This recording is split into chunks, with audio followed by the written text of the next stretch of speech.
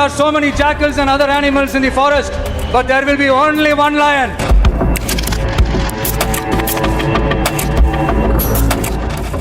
আর মাত্র কয়েকটা ঘন্টা, ঘড়ির কাঁটা যত এগোচ্ছে তামিলনাড়ুর বাতাসে ততই বাড়ছে বারুদের গন্ধ। ভারতের রাজনৈতিক ইতিহাসে এক অভাবনীয় এবং অবিশ্বাস্য অধ্যায় যোগ হতে যাচ্ছে।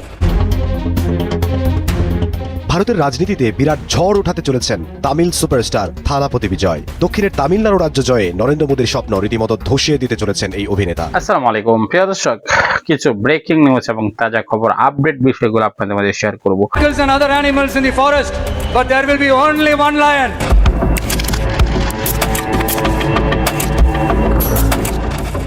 আর মাত্র কয়েকটা ঘন্টা, ঘড়ির কাঁটা যত এগোচ্ছে তামিলনাড়ুর বাতাসে ততই বাড়ছে বারুদের গন্ধ। ভারতের রাজনৈতিক ইতিহাসে এক অভাবনীয় এবং অবিশ্বাস্য অধ্যায় যোগ হতে যাচ্ছে। দক্ষিণ ভারতের রাজনীতির সাজানো বাগান কি এক লহমায় তছনছ হয়ে যাবে? পর্দার মহানায়ক থালাপতি বিজয় কি বাস্তব জীবনেও মসনদ ছিনিয়ে নিতে পারবেন? দিল্লি থেকে চেন্নাই, এখন শুধু একটাই প্রশ্ন, কাল সকালে ইভিএম থেকে কি কোনো বড় রহস্য বেরিয়ে আসবে? তামিলনাড়ুর রাজনীতির সেই দুই পুরনো স্তম্ভ ডিএমকে আর এআইএডিএমকে এর দুর্গ কি আজ খড়কুটোর মতো উড়ে যাওয়ার মুখে? দর্শক, আজকের ভিডিওতে আমরা কেবল খবর দেব না, আমরা উন্মোচন করব সেই গোপন নীল নকশা যা নরেন্দ্র মোদীর মতো ঝানু রাজনীতিকদেরও রাতের ঘুম কেড়ে নিয়েছে। বিস্তারিত জানতে আমাদের ডেইলি BD24 চ্যানেলটি সাবস্ক্রাইব করে এখনই বেল বাটনটি অন করে দিন, কারণ এই ভিডিওর প্রতিটি সেকেন্ড আপনাকে চমকে দেবে।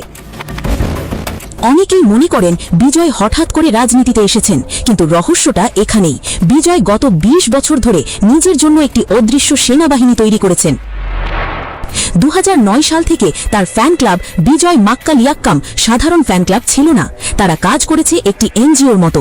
যখন বড় বড় দলগুলো ভোটের সময় বিরানি আর টাকা বিলিয়ে ভোট কিনতে ব্যস্ত, তখন বিজয়ের ভলান্টিয়াররা প্রত্যন্ত গ্রামে রাত জেগে বাচ্চাদের পড়িয়েছে, গরিবের মুখে খাবার তুলে দিয়েছে।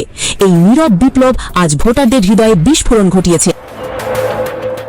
2026-এর নির্বাচনে বিজয়ের দল টিভিকে বা তামিলাগা ভেট্রি কাজাগাম যখন ময়দানে নামল, তখন পুরনো দলগুলো বুঝে উঠতে পারেনি যে মাটি তাদের পায়ের তলা থেকে অনেক আগেই সরে গেছে। আসুন এবার সরাসরি তথ্যের গহ্বরে ঢোকা যাক। এক্সিট পোল বা বুথ ফেরত জরিপ, যা অনেক সময় পলিটিক্যাল সায়েন্সের চেয়েও বেশি রোমাঞ্চকর। অ্যাক্সেস মাই ইন্ডিয়ার গোপন রিপোর্টে যা দাবি করা হচ্ছে তা শুনলে আপনার চোখ কপালে উঠবে। তারা বলছে বিজয় একাই 98 থেকে 120টি আসন পেতে পারেন।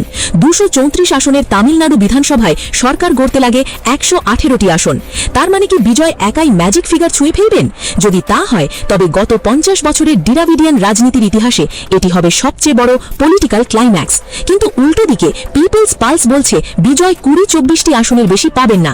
এই দুই মেরুর পার্থক্যের আড়ালে কি কোনো ধোঁয়াশা আছে? দিল্লি কি কোনোভাবে এই রিপোর্টগুলোকে প্রভাবিত করার চেষ্টা করছে?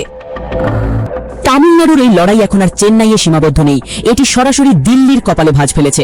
নরেন্দ্র মোদীর নেতৃত্বাধীন বিজেপি সরকার যখন দক্ষিণ ভারতে নিজেদের পায়ের তলার মাটি শক্ত করতে চাইছে, তখন বিজয় তাদের জন্য এক মস্ত বড় ধাঁধা। বিজয় স্পষ্টভাবে জানিয়ে দিয়েছেন দিল্লির কোনো আধিপত্যবাদী নীতি তিনি তামিল মাটিটা সহ্য করবেন না। হিন্দি ভাষা চাপিয়ে দেওয়া বা রাজ্যের অধিকার খর্ব করার বিরুদ্ধে বিজয়ের কড়া অবস্থান তাকে তামিলদের ত্রাতা হিসেবে তুলে ধরেছে। বিজেপি হয়তো ভেবেছিল স্ট্যালিনকে চাপে রাখা সহজ, কিন্তু বিজয়ের মতো একজন মেগাস্টারকে সামলানো দিল্লির পক্ষেও আজ অসম্ভব হয়ে দাঁড়িয়েছে। রাজনৈতিক বিশ্লেষকরা বলছেন বিজয়ের এই উত্থান মোদী শাহের মিশন সাউথকে চিরতরে ধূলিসাৎ করে দিতে পারে। আমাদের এই রহস্যের জালটি কেবল তামিলনাড়ু নয়, সুদূর বাংলা পর্যন্ত বিস্তৃত। 2026-এর এপ্রিলে পশ্চিমবঙ্গেও যে ভোট হয়ে গেল, তার সাথে তামিলনাড়ুর এক অদ্ভুত যোগসূত্র আছে। মমতা বন্দ্যোপাধ্যায়ের একাকী লড়াই আর থালাপতি বিজয়ের উত্থান দুটোই দিল্লির একচেটিয়া আধিপত্যের বিরুদ্ধে আঞ্চলিক শক্তির বিদ্রোহ। 30 এপ্রিলের শেষ দফায় যে 92.67% ভোট পড়েছে, তা প্রমাণ করে মানুষ কতটা মরিয়া। একদিকে বাংলার ঘরের মেয়ের ওপর আস্থা, অন্যদিকে তামিলনাড়ুতে পর্দার নায়কের ওপর অগাধ বিশ্বাস।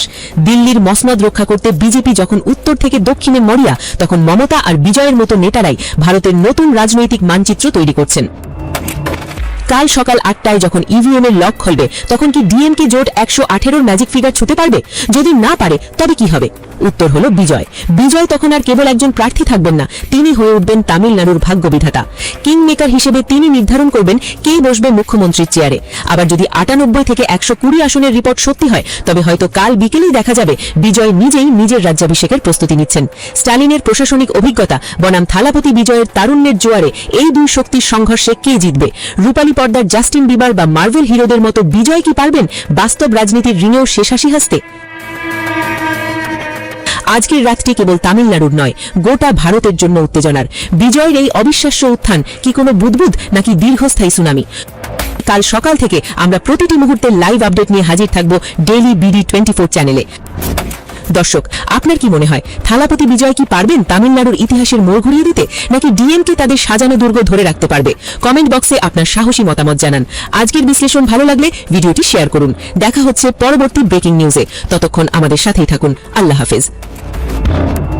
সুপারস্টার থালাপতি বিজয়। দক্ষিণের তামিলনাড়ু রাজ্য জয়ে নরেন্দ্র মোদীর স্বপ্ন রীতিমতো ধসিয়ে দিতে চলেছেন এই অভিনেতা। তামিলনাড়ুতে মোদীর দীর্ঘদিনের স্বপ্ন এই সিনেমা হিরোর সামনে শেষ হতে চলেছে। বিধানসভা ভোটের বুথ ফেরত সমীক্ষা নিয়ে সেখানকার রাজনীতিতে বিরাট ভূমিকম্প চলছে। এর কেন্দ্রে আছেন মেগাস্টার থালাপতি বিজয়, যার আসল নাম জোসেফ বিজয় চন্দ্রশেখর। তামিলনাড়ুর প্রধান দুই দলকে হারিয়ে মোদীর বিজেপির ক্ষমতায় আসার পথে কাঁটা হয়ে উঠেছেন তিনি। এরই মধ্যে মোদীর বিজেপিকে প্রধান আদর্শিক শত্রু বলেছেন থালাপতি। 2024 সালের 2 ফেব্রুয়ারি তামিলগা ভেট্রি কাজাগাম নামে নিজের দল গঠন করেন সুপারস্টার বিজয়। আর এরই মধ্যে শোনা যাচ্ছে মাত্র 2 বছরেরও কম সময়ের ব্যবধানে 2026 সালের বিধানসভা নির্বাচনে একাই সরকার গড়তে পারেন তিনি। তামিলনাড়ুর রাজনীতি অন্য রাজ্যের মতো নয়। এখানে সিনেমা আর রাজনীতি একসঙ্গে জড়িয়ে আছে গভীরভাবে। এখানকার মানুষ বীরত্ব, আবেগ আর ব্যক্তিত্বকে ভালোবাসে, আর সিনেমার হিরোরা সেই জায়গাটা খুব সহজেই পূরণ করতে পারছেন। তাই এই রাজ্যে অনেক বড় বড় অভিনেতা রাজনীতিতে এসে মুখ্যমন্ত্রী পর্যন্ত হয়েছেন। ইতিহাস বলছে তামিলনাড়ুর 7 জন মুখ্যমন্ত্রীর মধ্যে 5 জনই সিনেমার সঙ্গে জড়িত ছিলেন। এটা কোনো কাকতালীয় ঘটনা নয়, এটা তামিল সংস্কৃতির একটা অবিচ্ছেদ্য অংশ। 1960-এর দশকে সিএন আন্নাদুরাই এবং এম করুণানিধিও ছিলেন মুখ্যমন্ত্রী এবং তারা ছিলেন নাট্যকার। তারা তাদের গল্পে দ্রাবিড়ীয় আদর্শ, তামিল ভাষার গর্ব এবং ব্রাহ্মণ্যবাদের বিরুদ্ধে লড়াইয়ের কথা বলতেন। এভাবেই তৈরি হয় তামিলনাড়ুর প্রধান রাজনৈতিক দল ডিএমকে বা দ্রাবিড় মুনেত্রা কাজাগাম। তামিলনাড়ুর রাজনীতিতে আসল বিপ্লব আনেন এমজিআর। তিনি এমজি রামচন্দ্রন নামে পরিচিত। তার সিনেমায় তিনি সবসময় গরিব মানুষের রক্ষাকর্তা, দুর্নীতির বিরুদ্ধে যোদ্ধা হিসেবে নিজেকে ফুটিয়ে তুলতেন। মানুষ পর্দায় তাকে যেভাবে দেখত, বাস্তবেও তাকে সেরকমই ভাবত। 1972 সালে ডিএমকে থেকে বহিষ্কৃত হওয়ার পর তিনি নিজের রাজনৈতিক দল AIADMK বা অল ইন্ডিয়া আন্না দ্রাবিড় মুনেত্রা কাজাগম তৈরি করেন এবং মাত্র 5 বছরের ব্যবধানে 1977 সালে তার প্রথম নির্বাচনে তিনি নিরঙ্কুশ সংখ্যাগরিষ্ঠতা নিয়ে মুখ্যমন্ত্রী নির্বাচিত হন। এরপর তার উত্তরাধিকার বহন করেন তার স্ত্রী VN জানাকি রামচন্দ্রন। তামিলনাড়ু রাজনীতিতে যে জয়ললিতা ছিলেন এক উজ্জ্বল নক্ষত্র, অন্যতম প্রভাবশালী রাজনীতিবিদ এবং প্রখ্যাত চলচ্চিত্র অভিনেত্রীও ছিলেন তিনি। জয়ললিতা সাধারণ মানুষের কাছে আম্মা বা বিপ্লবী নেত্রী হিসেবে পরিচিত ছিলেন। তিনি 6 বার তামিলনাড়ুর মুখ্যমন্ত্রী হিসেবে দায়িত্ব পালন করেছেন।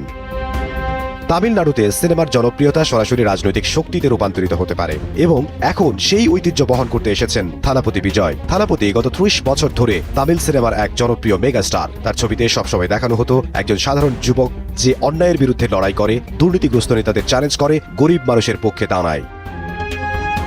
গত 15 বছর ধরে বিজয়ের ফ্যান ক্লাব বিজয় মক্কাল আইয়াক্কাম বা VMI সামাজিক কাজকর্মে জড়িত ছিল।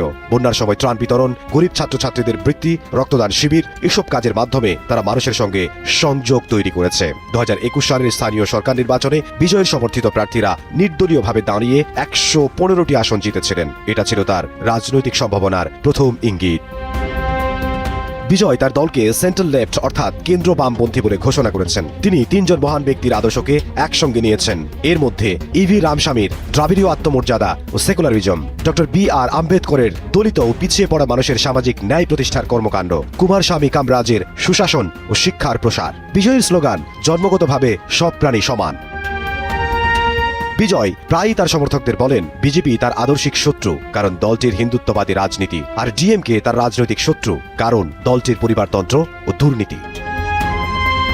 বিভিন্ন সংস্থার বুথ ফেরত জরিপ বলছে প্রথমবার ভোটে অংশ নিয়েই বিজয়ের দল পেতে পারে প্রায় 98 থেকে 120টি আসন। তার মার্কায় রীতিমতো ভোটের বন্যা বয়ে গেছে। এই পূর্বাভাস বাস্তব হলে তামিলনাড়ুর রাজনীতিতে বড় পরিবর্তন আসতে পারে বলে মনে করছেন বিশ্লেষকরা। তবে সব জরিপ একরকম নয়। কিছু সংস্থার মতে ডিএমকে জোট 120 থেকে 145টি আসন পেয়ে এগিয়ে থাকতে পারে। অন্যদিকে AIADMK জোট পেতে পারে 60 থেকে 80টি আসন। আবার কিছু জরিপে বিজয়ের দলকে তুলনামূলক কম আসনও দেয়া হয়েছে। কামাখ্যা অ্যানালিটিক্সের মতে কিছু জরিপ বিজয়কে কিং মেকার হিসেবে দেখছে। তাদের মতে 67 থেকে 81টি আসন পেলেও সরকার গঠনে বড় ভূমিকা রাখতে পারে তার দল।